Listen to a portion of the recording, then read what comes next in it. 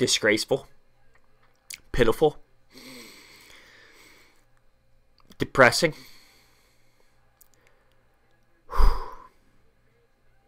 unbelievable, disrespectful to the fans. I just can't believe what I just witnessed. I mean, I knew that this Flyers team was an underdog, and before I rip this game apart, let me just say I understand this is one game, and it is a 7-game series. But this was the worst start you could have ever had. I mean, what would have been worse? 8-0. 9-0. Yeah, that would have been worse. 7-0, though? 7-0? The effort level. The effort level. No heart, no pride. It was ugly.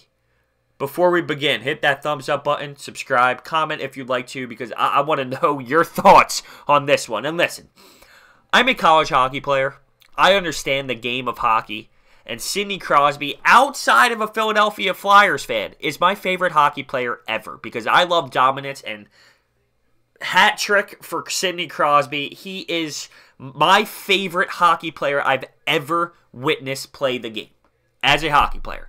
As a Flyers fan, obviously I despise him for what he is. But, you know, he's dominant. And he's great. And I love that in sports.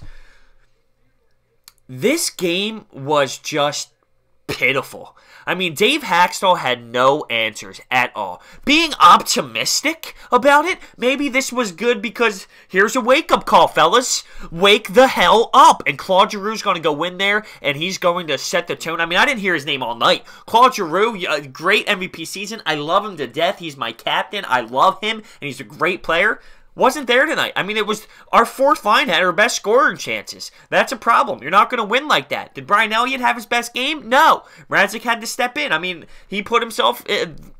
he was put in a tough situation. All around, it was just a really, really bad game. I mean, it couldn't have been worse. Matt Murray gets his third straight playoff shutout going back into last season. The Penguins haven't lost a playoff series since 2015. This is no easy task, and I'm getting ripped on as a Flyers fan. First off, like I said, it's game 1, and second off, I mean, I want to see your team beat the Pittsburgh Penguins, and it's only game 1. It's only game 1.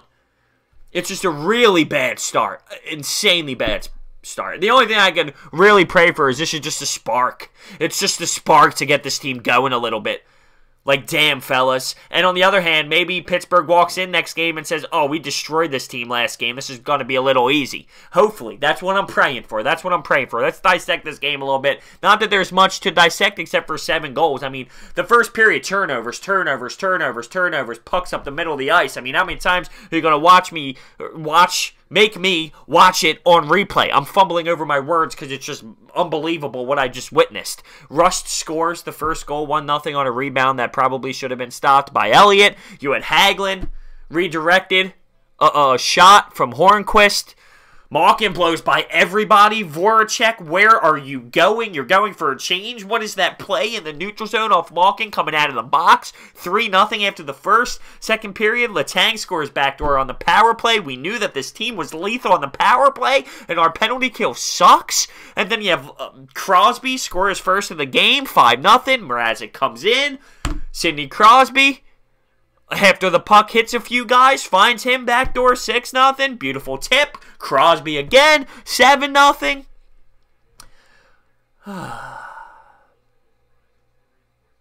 put in my notes. Is this a wake-up call? Is this a wake-up call, you think? Are we going to come out fired up, or are we just going to lay an egg and say, you know what, we're just going to get smoked? I mean, talk about a statement game for this Pittsburgh Penguins team. And it wasn't just a statement to the Flyers. I mean, this was a statement to the entire playoffs. Like, we are ready to go for this third straight Stanley Cup. Realistically, and I stated this before the series even started, did I expect to go into Pittsburgh and even win this series? No. I didn't. And I still don't. And not saying it can't happen. I am not giving up. I'm not saying it can't happen.